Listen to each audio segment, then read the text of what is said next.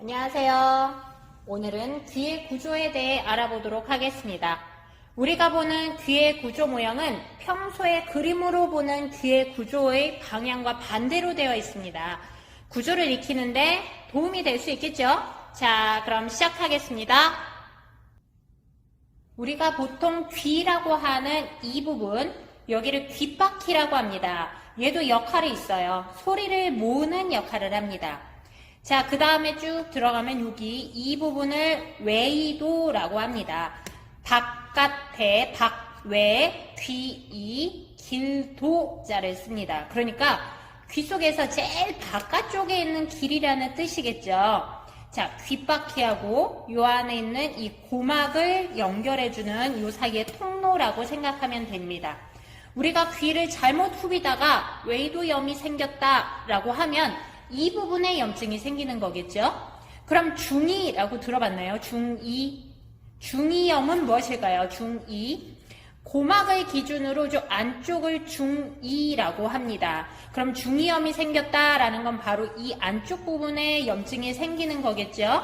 그래서 귀에 물이 잘못 들어가면 이쪽 안쪽에 염증이 생길 수 있어서 이것을 중이염이라고 합니다. 내이도 있어요. 내이. 내이는 제일 안쪽인 거죠. 그래서 귀의 안쪽 부분, 여기 안에 이제 배우겠지만 우리 달팽이관, 전정기관, 반고리관 이런 귀의 제일 안쪽 부분, 여기를 내이라고 합니다.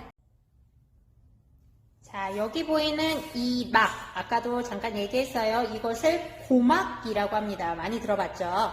귀를 세게 부딪히거나 갑자기 큰 소리를 듣거나 하면 고막이 다칠 수 있습니다. 라고 하죠. 고막은 얇은 막이에요. 그러니까 찢어지거나 할 수 있습니다. 고막이 다칠 수 있어요. 소리가 귀 속으로 이렇게 들어오게 되면 그 소리에 의해서 이 고막이 진동하게 됩니다. 자, 그러면 이 뒤쪽에, 고막 뒤쪽에 있는 이 뼈를 귀속뼈라고 합니다. 자, 여기서 말하는 이 귀속뼈는 여기 있는 이런 뼈들하고 다른 거예요. 얘의 명칭이 귀속뼈예요. 고막에 이제 소리가 들어와서 이 고막이 진동하게 되면 이 진동 소리를 더 증폭시켜줘요. 이것을 어디로 전달시켜주냐면 여기 달팽이 모양처럼 생겼죠? 이 달팽이관으로 보내줍니다. 그럼 달팽이관을 볼까요? 진짜 생긴 게 꼭 달팽이 모양 같죠? 그래서 아마도 이름이 그렇게 지어진 거겠죠? 달팽이 모양처럼 생긴 이 관이 바로 달팽이관입니다.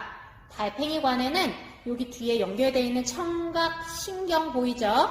그리고 달팽이관 안에는 청각세포가 있습니다. 그래서 이 소리 자극이 전달되면 고막의 진동에서 귀속뼈에 의해서 증폭된 다음에 달팽이관으로 가는데 달팽이관 안에 있는 청각세포로 가게 되는 거죠. 그럼 이 청각세포에 도달하게 되면 이 뒤에 있는 이 청각신경에 가게 됩니다. 그럼 이 청각신경을 통해서 쭉 해서 뇌로 가는 거겠죠.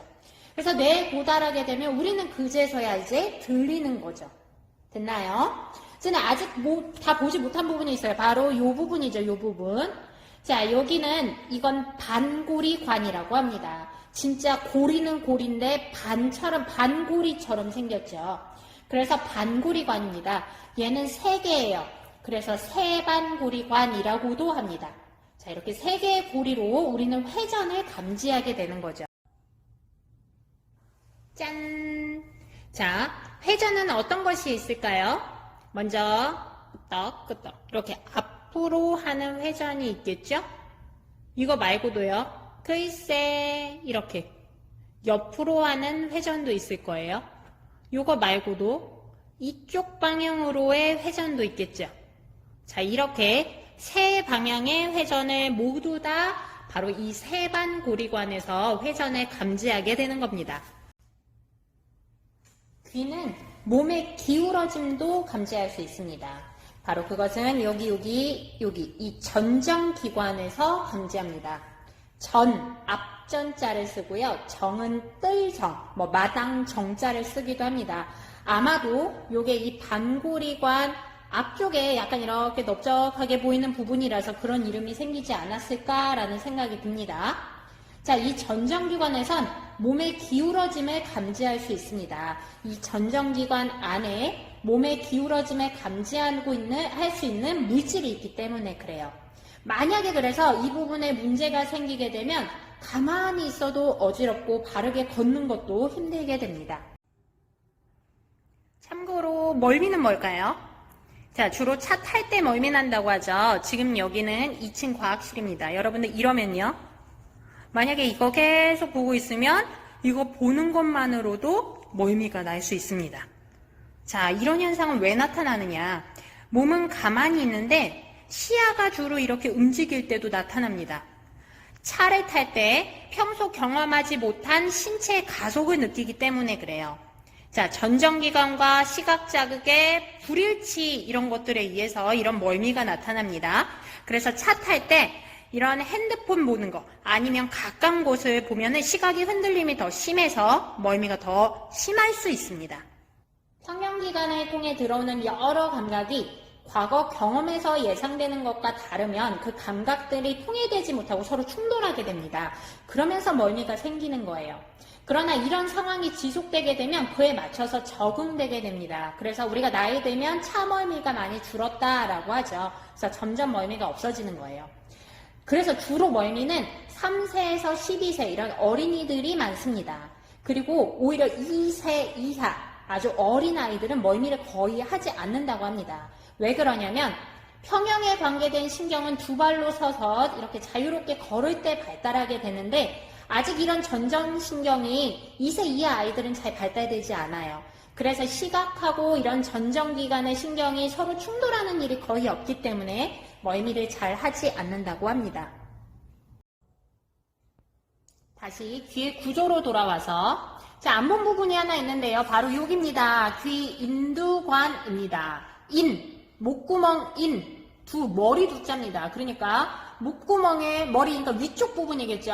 목구멍의 위쪽 부분. 다시 말하면 자, 지금 여기에 중이, 여기 고막 뒤쪽에 중이라고 그랬어요. 중이와 바로 인두의 그 윗부분이 서로 연결되어 있는 관입니다. 자, 여기는 외이와 중이 사이의 기압, 압력 차이를 없애주는 역할을 합니다. 자, 그러면 이제 소리가 어떻게 들리는지 소리 자극이 뇌로 전달되는 과정을 알아보도록 합시다. 자, 크게는 소리가 청각세포로 들어가서 청각신경을 통해 뇌로 가게 됩니다. 그것만 알아두면 돼요. 그럼 이제 청각세포가 어디 있느냐? 바로 달팽이관에 있어요. 그럼 달팽이관까지 일단 소리가 전달돼야겠죠. 그래서 소리가, 자, 처음에 소리가 귓바퀴에 이렇게 통해 모아지겠죠.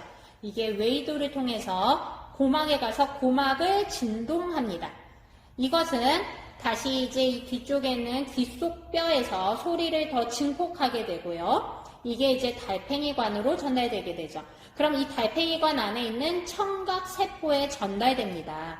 이게 다시 이제 청각신경을 통해서 뇌로 가게 되는 거죠. 그러면 우리는 그제서야 소리를 인식하게 되는 겁니다. 자, 귀의 구조에 대해서 알아봤습니다. 그리고 소리의 전달 과정, 그 다음에 평형감각이나 이런 각 기관들에 대해서 알아봤습니다. 잘 익혀두도록 하세요. 화이팅!